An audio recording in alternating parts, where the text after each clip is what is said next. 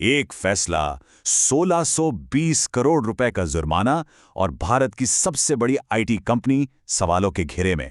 जी हां, आज हम बात करने वाले हैं टीसीएस और डीएक्सी के बीच की उस हाई प्रोफाइल कानूनी लड़ाई की जिसने पूरी आईटी इंडस्ट्री में एक तरह से भूचाल ला दिया है। तो सबसे पहले बात करते हैं उस नंबर की जिसने हर तरफ सुर्खियां बटोरी हैं। 1620 करोड़ रुपए। जी हां, 1620 करोड़, या अगर डॉलर्स में कहें तो करीब 194.2 मिलियन डॉलर्स। ये वो भारी भरकम जुर्माना है जो आईटी की दुनिया के दिग्गज टीसीएस पर लगाया गया है। लेकिन देखिए, ये कहानी कोई रातों रात नहीं बनी है। असल में ये सालों से चली आ रही एक बहुत ही भयंकर कानूनी लड़ाई का नतीजा है। और अब जाकर फाइनली एक अमेरिकी अपील अदालत ने इस पर अपनी आखिरी मुहर लगा दी है। तो ये पूरा मामला शुरू हुआ था साल 2019 में। सोचिए, तब से ये कानूनी जंग चल रही थी। कई सालों की जद्दोजहद के बाद जो निचली अदालत का फैसला था उसे ही सही ठहराया गया, और अब यह तय हो गया है कि भारत की सबसे बड़ी आईटी कंपनियों में से एक को यह भारी जुर्माना भरना ही पड़ेगा।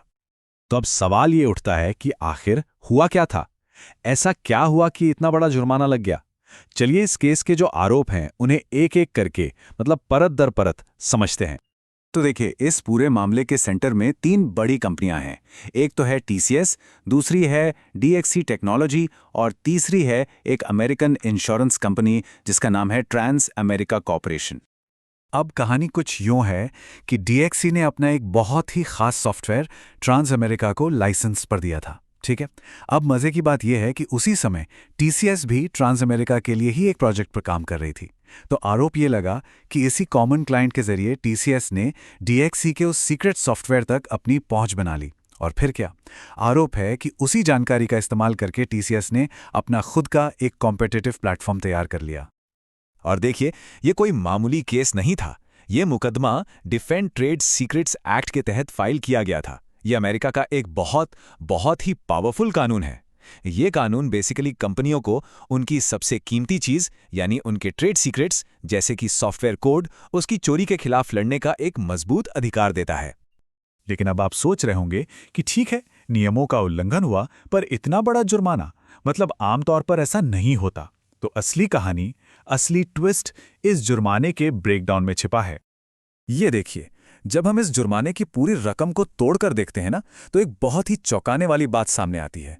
इसका जो सबसे बड़ा हिस्सा है, पूरे 112 मिलियन डॉलर, वो असल नुकसान की भरपाई के लिए नहीं है। जी हां, वो सजा के तौर पे लगाया गया है।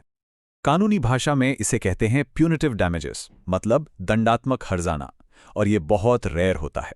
ये सिर्फ उन्हीं मामलों में लगाया जाता है जब कोर्ट को ये पक्का यकीन हो जाता है कि जो गलती हुई है वो अनजाने में नहीं हुई, बल्कि जानबूझकर और गलत इरादे से की गई थी।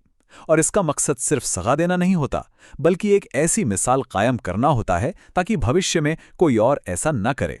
तो इस पूरे केस का सबसे क्रूशल पॉइंट यही है, कोर्ट ने यह माना कि यह सिर्फ एक मामूली गलती या कॉन्ट्रैक्ट का उल्लंघन नहीं था। नहीं, यह एक जानबूझकर किया गया काम था, और बस इसी जानबूझकर वाले एंगल की वजह से यह इतना भारी भरकम एक्स्ट्रा जुर्माना लगाया गया। अब जाहिर सी बात है, इतने बड़े फैसले का असर सिर्फ कोर्टरूम की दीवारों तक तो सीमित नहीं रहता। इसका असर, इसकी लहरें पूरी इंडस्ट्री में महसूस की जाती हैं। और इसके जो नतीजे हैं वो कई लेवल्स पर देखे जा सकते हैं। सबसे पहला तो है सीधा सीधा फाइनेंशियल इंपैक्ट। ये रकम कंपनी के क्वार्टरली प्रॉफिट्स पर बहुत भारी पड़ने वाली है। दूसरा, कंपनी की साख यानी रेपुटेशन पर सवाल। अब दुनिया भर में जो क्लाइंट्स हैं वो शायद टीसीएस से और भी सख्त गारंटी मांगेंगे। और तीसरा, और शायद सबसे बड़ा असर, ये पूरी इंडस्ट्री के लिए एक बहुत बड़ी चेतावनी है। तो इतने बड़े झटके के बाद जाहिर है सबकी नज़रें इसी पर थीं कि भाई टीसीएस का क्या कहना है, उनकी तरफ से क्या रिएक्शन आता है। तो चलिए देखते हैं कंपनी का ऑफिशियल स्टैंड क्या है। तो कंपनी ने अपने ऑफिशियल स्टेटमेंट में कहा है कि वो अदालत के इस आदेश से सम्मानपूर्वक असहमत हैं, और वो अपने पास जो भी कानूनी विकल्प मौजूद हैं उन्हें एक्सप्लोर कर रहे हैं। और जानते हैं, ये पूरा मामला आज के बिजनेस वर्ल्ड की एक बहुत बड़ी चुनौती को सामने लाता है, और हम सबको एक बहुत ही जरूरी सवाल के साथ छोड़ जाता है। सवाल ये कि जब पार्टनरशिप और कंपटीशन के बीच की लाइन इतनी धुंधली हो जाए, तो आखिर कंपनियां अपनी सबसे कीमती चीज, अपनी इंटेलेक्चुअल प्रॉपर्टी को कैसे बचाएं? तो इस बड़े सवाल पर आपकी क्या राय बनती है? मतलब एक कंपनी अपनी इंटेलेक्चुअल प्रॉपर्टी को कैसे प्रोटेक्ट कर सकती है, खासकर तब जब वो दूसरी कंपनियों के साथ मिलकर काम कर रही हो। अपने विचार हमें नीचे कमेंट्स में ज़रूर बताइएगा। और हाँ, अगर ये विश्लेषण पसंद आया हो तो इसे लाइक और शेयर करना मत भूलिएगा।